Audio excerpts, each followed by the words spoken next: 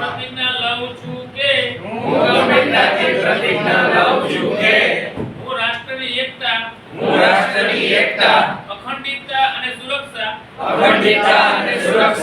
જાળવવા માટે મારી જાતને સમર્પિત કરીશ અને મારા દેશવાસીઓમાં આ સંદેશ ફેલાવવા માટે સખત પ્રયાસ કરીશ. હું આ પ્રતિજ્ઞા મારા દેશના એકીકરણની ભાવનામાં લઉં છું. જે સરદાર વલ્લભભાઈ પટેલના વિઝન અને કાર્યો દ્વારા શક્ય બન્યું. હું મારા દેશની આંતરિક